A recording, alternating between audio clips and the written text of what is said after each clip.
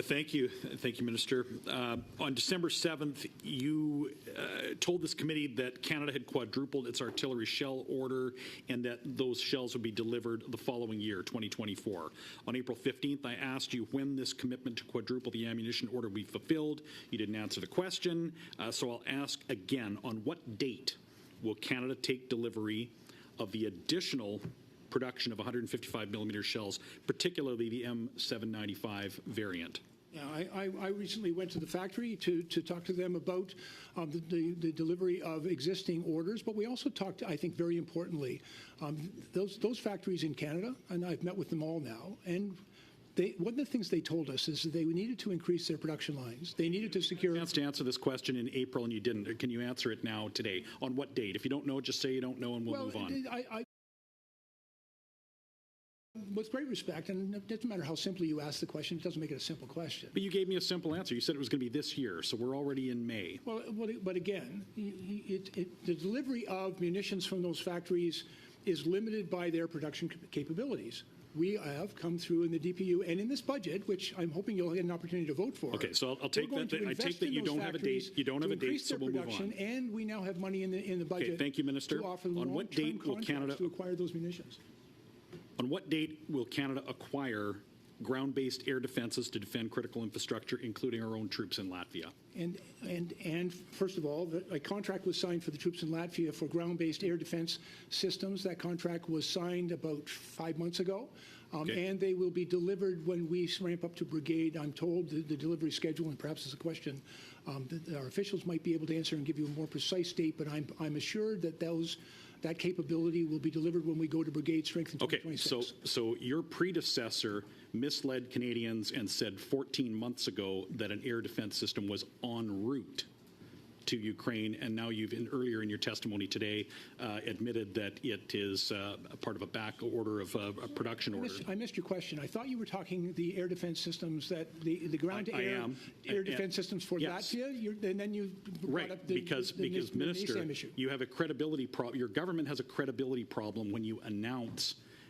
delivery or announce that something has been acquired. You had already announced in the case of the defense system that we were procuring for Ukraine 14 months ago. You said it was your predecessor said it was en route, but your testimony today is, and we know that it is not even produced yet. So can you give us a date on which Canada is going to acquire the vital ground defense system for our troops in Latvia and other critical infrastructure? Well, and with respect to Latvia, the contracts are signed, and those munitions are now in production. We have been provided with a delivery date which coincides with us ramping up to brigade strength in 2026. There are other munitions, by the way, and other contracts that we've signed for anti-tank missiles and anti-drone systems, but the ground-to-air missile defense, the contract is signed, and the delivery schedule for those munitions is scheduled for 2026. Okay, thank you.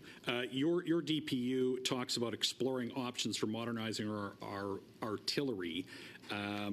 Assuming that the NDP allows these estimates to pass, on what date will Canada receive expanded artillery platforms? I think I can assume that you and members of your party will not vote for any defense spending, because your record speaks for itself. Deeds speak. For this government, we will vote non-confidence in this government at every opportunity.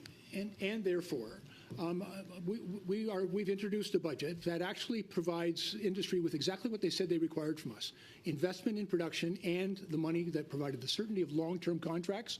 Once this budget passed, we have already begun the process, and we will enter into those negotiations with our Canadian industries.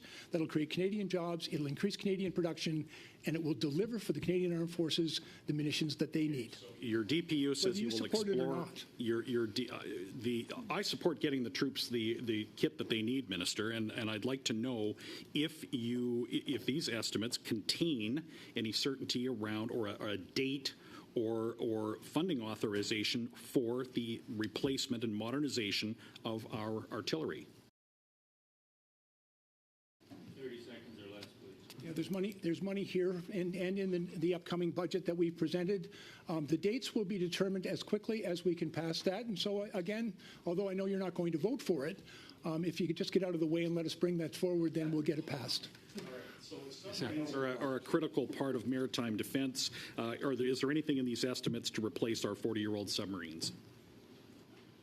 No, because, and perhaps I was unclear, but when we said we had some work to do with respect to submarines, we need submarines. We've got to replace the Victoria-class fleet. They're old, they're unserviceable, they can't do the job.